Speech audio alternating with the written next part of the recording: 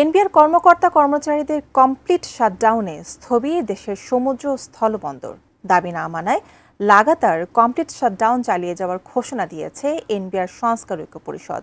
জাতীয় রাজস্ব board NBR কার্যালয় থেকে আরও জানাচ্ছেন সহকর্মী মাহাদি সেকেন্দার। মাহাদি, এনবিআর কার্যালয়ে এই যে লাগাতার শাটডাউন, এটি কিন্তু অনেক দিন থেকে চলছে, মূলত ঈদের আগ থেকেই কিন্তু চলছে। কতদিন আসলে এই শাটডাউন কর্মসূচি চলবে এবং সরকারের সাথে আলোচনা তারা এই মুহূর্তে কোন অবস্থায় আছেন?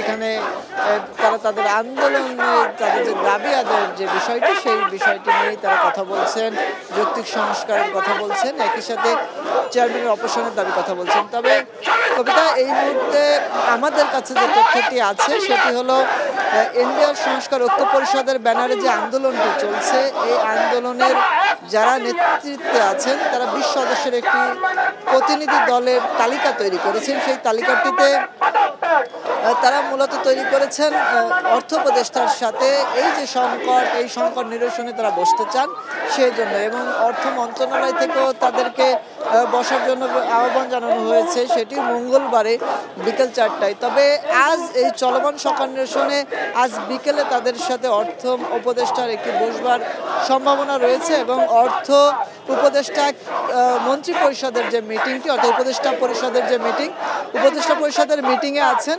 সেই মিটিংটি শেষ হওয়ার পরে আসলে আমরা জানতে পারবো তার কার্যসূচিতে এনবিআরে যে আন্দোলন চলছে, এই আন্দোলনরত কর্মকর্তা কর্মচারীদের সাথে তিনি বসবেন কিনা, এবং এখানে যারা আন্দোলন করছেন তারা বসতে প্রস্তুত আছেন, তারাও চান সংকট নিরসন হোক, এবং এই সংকট নিরসনের মধ্য দিয়ে আসলে রাজস্ব সংগ্রহের যে রাজস্ব খাতের যে স্থবিরতা, সেই স্থবিরতা কেটে যাবে। এবং কয়েক দিন ধরেই তাদের এই আন্দোলন, এবং বিশেষ করে গতকাল কমপ্লিট শাটডাউন এবং লং মার্চ টু এনবিআর, আজও সেই একই কর্মসূচি চলছে, এবং ঢাকার বাইরে থেকে যে সকল কাস্টমস হাউস কর অঞ্চল রয়েছে তারাও এখানে এই আন্দোলনে একত্রতা প্রকাশ করেছেন, এখানে এসেছেন, এবং সে সকল বন্দর কাস্টমস হাউসগুলোতে আমদানি রপ্তানি বন্ধ রয়েছে রাজস্ব সংগ্রহ, যার প্রভাব ইতিমধ্যে পড়তে শুরু করেছে।